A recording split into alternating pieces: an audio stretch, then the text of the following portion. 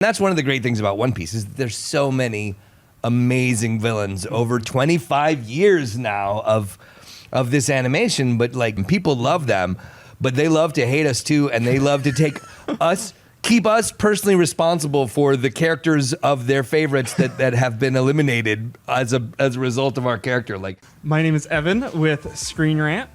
And I'm so excited to be talking to you about One Piece. It's the 25th anniversary, so it's a very exciting time. Yeah. 25 To be a fan of One Piece's it all anime. grows up. Yes. That's exactly my age. Right. So your work on One Piece is incredible, and it's really an honor. You voice some of the most iconic and powerful villains in the series.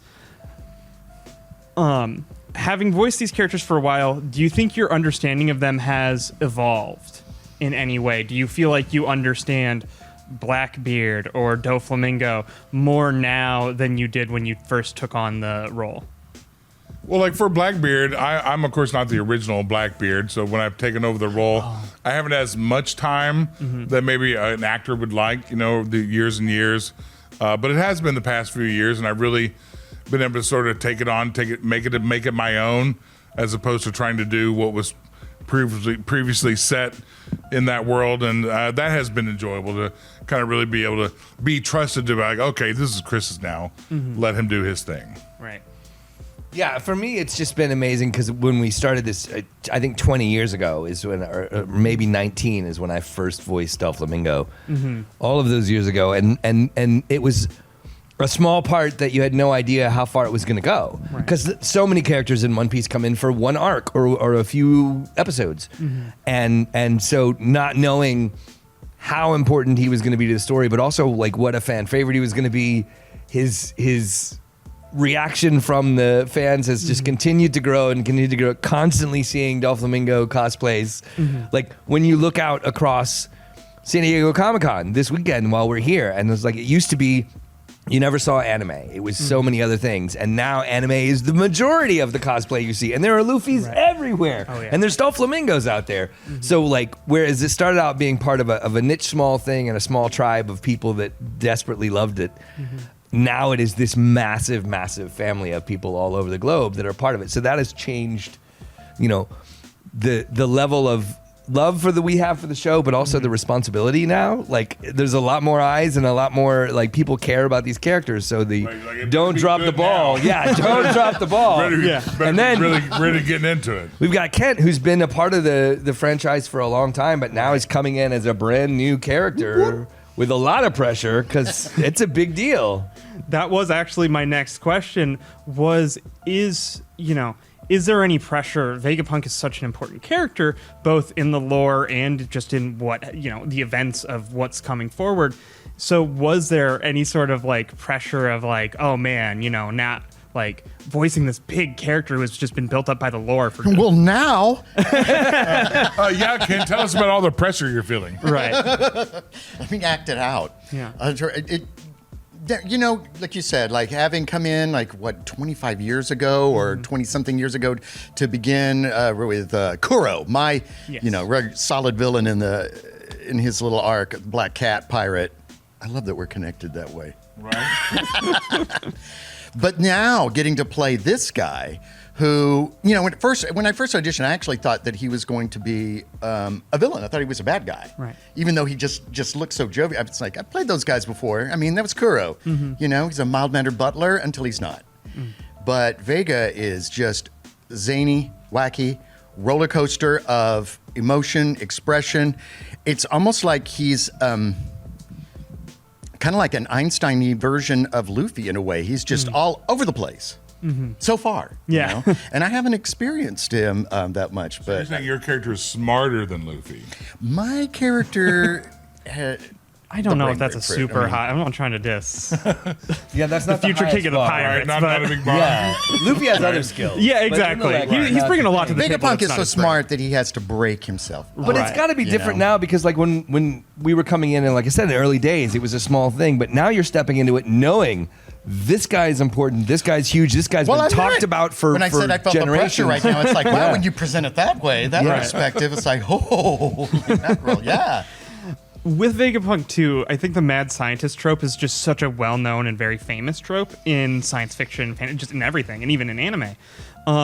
Was there any difficulty in finding your version of the mad scientist, of Vegapunk's version of the mad scientist, so to speak? I feel like, as I'm recording him now, that he is so close to how I conceived of him in my original audition. The voice is kind of similar, but with the director, we found some ways. It's a different kind of accent for me. It feels different in the mouth. It's mouth Olympics. That's how I described it. And he's been the most challenging one for me to voice, but he's ultimately the most satisfying me right now. So I mean, like, what a, the way you phrased it, like, oh wow, what a charge is upon me right now. But I mean, what a great, perfect character, right, for me. I mean, I love it. People are gonna love him. Oh, totally. Love, love, love, love, love. I mean, One Piece is such a big series, both in terms of the fandom, but also it's very bombastic, right? It's very loud. So I think Vegapunk is a very fitting, like, this is definitely One Piece's version of the mad scientist. So, given that you all have voiced villains in either have voiced or are voicing One Piece villains in One Piece, is the fan response any different when you're voicing a big villain? Because I've talked to the voice actors, all the main voice actors of the Straw Hats, and they'll talk about like, oh, these heartfelt interactions. Do you get that? Do you get that same sort of heartfelt interactions as villains, or is it like taking a different tone? I think sometimes it's more of an appreciation of the evilness that we might have brought to that character. Like, I mean, I really like how bad that guy is. Yeah, those kinds of things.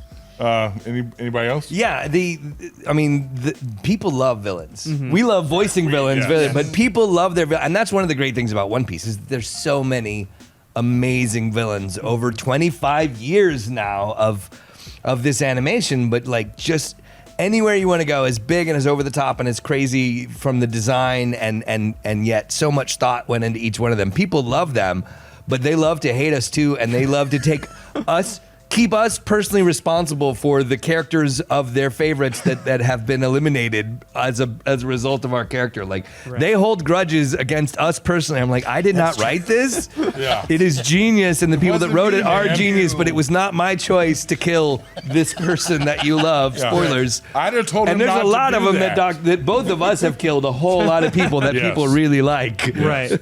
And I do wear that with a sort of badge of honor. I'm like, I killed that guy. Whatever. It's cool. Well, I mean, it's a testament to your voice performances, right? Like, the writing may have killed X or Y or Z character. Your voice performance twisted the knife, though. Yeah. Yeah. Okay. Good Well, times. and good times. if you're both of our characters have a tendency to laugh through their murders, and if I said it many times, if you love your job, you never work a day in your life, and Doflamingo just loves his job. He just loves going to work every day and killing people. Yeah. Is there any particular moment, or maybe it was like a small acting choice or something, that you feel particularly proud of? Any like scene that you voiced in One Piece that you really felt like, ooh, put your stamp on that? Well, I got this point I with talk- Vegapunk for Yeah, sure. Yeah, I you're talked doing a little that bit about now. this earlier with Arlong. There definitely was a moment in that early Arlong, those episodes in the beginning of the show, practically, where when I came across the fact that I was now going to kill Nami's mother in some respects, or mother figure in some respects, I definitely had to like, that's not cool, man. Like, why is he doing that, man? That doesn't seem fair. And you just have to go with it and be as evil as you can, and like sort of revel in this awful thing you're about to do, and find pride in it in some way. Like, this was the right thing to do for this character. Right. And as a person, you're like, man, that's messed up. Yeah. Yeah, Arlo, though, has like a moral compass, a reason why he's doing things. The thing I love about Doflamingo is he just loves being evil. He's going to do the thing that messes everyone up as much as possible, whether it is destroying alliances between global entities or running underground criminal organizations or whatever. It's just maximum chaos. I think the message for Arlong is the lesson we learn is that, hey, humans, be nice to your fish people. Okay, be nice to them, because they're people too. I think. But then like he's the kind of villain who doesn't really consider himself villainous, whereas I feel like Oh, he loves his Flamingo villainy. completely understands who embraces he it is. completely. Arlong, I Relishes- believe, is definitely convinced he's doing the right thing. Yeah. In my opinion. Blackbeard does love being awful. Yeah, Blackbeard's just awful for awful's sake in many reasons. But I would say in terms of scenes, you asked about specific moments, like part of it was finding the laugh and then growing the laugh over the years because the Doflamingo laugh is so iconic and it's the thing that everybody remembers and knows about him because he spends so much time laughing. That's where those abs come from, by the way. He has those 30. It's all from the core workout of just laughing that much. Oh, yeah. But like, I do like it because people be like, hey, can you do some Blackbeard for me? And all I have to do is the laugh. Yeah. Like, that's good enough. They're like, oh, yeah, that was awesome. Just say, And- like, yeah, that's awesome. Like, well, that was easy, man. Laugh. I will say the early directing days, Mike McFarlane directed me, a lot of us in this show early on. He's a brilliant director and really has a sense of these characters and is dedicated to them. But he was like, I want you to do that laugh. He laughs for 2 minutes in this scene because it cuts over the cut and into the next scene and it echoes through. We're not going to cut it. I want you to get it all in one. So you do it like 5 times in the booth. So you're just dying after that much, like, Ouch. and then he's like, actually, the first one was fine. I just want to see if you could do it. Cruelty. Mike's a little bit of a sadist like Yeah. that. Maybe. I don't Yeah. Apparently. know. You can interview him, maybe. Yeah. So with One Piece running for 25 years, what was the One Piece moment that made you realize, like, this is a series that is really special? This is a series that has just such a huge, fandom. What was the moment that, like, One Piece clicked for you, so to speak? Man, it's definitely been in recent years after the pandemic and everything. You notice that when you're at your table, you're signing different characters you have, and people come up and they're recognizing what the One Piece characters more and asking for those signatures and autographs. You're like, whoa, this is definitely, there's been a change. This fandom has grown. It's been solidified more. And you're like, wow, hey, that's great. A show that I didn't know if I was appreciated for, I'm now being appreciated for. And you like that. As an actor, your egos need to be rubbed a little bit. And you're like, oh, okay, cool. You like that? Awesome. I did okay then. Yeah, having that experience, and then just recently recording for Dr. Vegapunk. I usually, as an actor, I'm often scheduled first, so I'm one of the first to record. I don't get play off of other characters so much. This one, I went in and everybody was already laid down, and so I really got to hear something that I don't usually get to do Those as an are your actor. favorite moments where you And have it something to just play off of. and I had to stop, and they said, Mr. K in there? Yeah. It's like just realizing, Yeah. like listening to all of these character voices in here is just, it felt really humbling. It was a little emotional moment. Mm-hmm.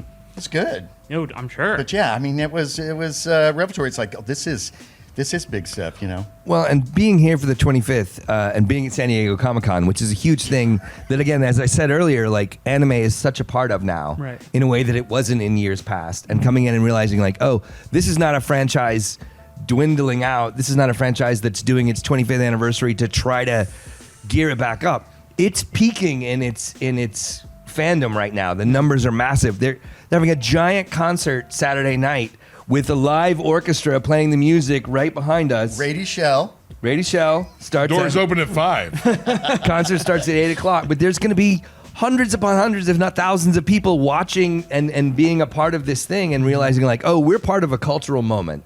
This is not just some nerd fandom that we had years ago that we were the only people and had to explain to people what it was. Now, this is a part of the zeitgeist of this time, and this is a part of pop culture in a way that it hasn't been in decades past, and now it is just even pervasive. we were talking about this, even through conventions and meeting other actors in that live action world, or maybe more prominent animations in that world, are looking at you going, "Hey, how do I get into anime?" And you're like, "You want to do anime? You want to take a pay cut?" It's all growth up. but it is about that fandom getting that attention, and because they see it. Not only do we get to live it, but they get to see it happen. And you're like, oh, okay, well, come on in. Sure. So is there anyone on the One Piece dubbing staff that you feel like doesn't necessarily get the credit that they deserve for the job? Not necessarily, just that fans might not be aware of? Somebody that you just want to shout out that you think just like they're really tying the whole production together. Honestly, I think the director, Emily. I was going to say all of the Fajardo directors that have had a part of it. is really doing a fantastic job and has really brought things out of me that I didn't see or realize were even there in those moments, and really helped me. Well, for the people watching that may not understand, like it may be 2 or 3 years in between sessions that we have for a character, and there are things happening in the universe that we're not aware of, haven't been released yet. A lot of us try not to watch or read the manga ahead of time, so we're not spoiled on things, so you only know what your character knows in that moment. Mm-hmm. So if you think you're going to die, you think you're going to die in that scene. You don't know, like, oh, I have 400 more episodes. I'm not. So coming in blind, it's the director's job to keep us all in the same universe, to make sure we understand what's happening. And that's like the through line. We're performing in there by ourselves. Sometimes we have other characters No, you voices laid definitely in need to before us. lean on your directors. But in those it's the moments. director's job to make sure that all of this feels like a cohesive show. So I think that's the underrated role in the entire process that people don't really understand. They are the protectors of the story in a way that is not just the technical side of recording in the booth, but really keeping that thread going for all of the just day making actors. sure your Yeah, right. performance justifies someone else's performance, and those make sense, right? If you don't have that, you don't have a good story. So yeah, if you want to get any autograph of anyone, get a director's autograph, Yes. because they're the most important ones. Yes. That Emily Fajardo. And shake Yes. their hand. Yeah. Well, I think that's all the time we have. Thank you so much for talking to me. It was a general honor. Like I said, you voiced some of the biggest villains, not just in One Piece, but in anime. So I am touched to have spoken to you three fine gentlemen. Thanks so much for Thanks for having having us. us. Yeah, it was awesome.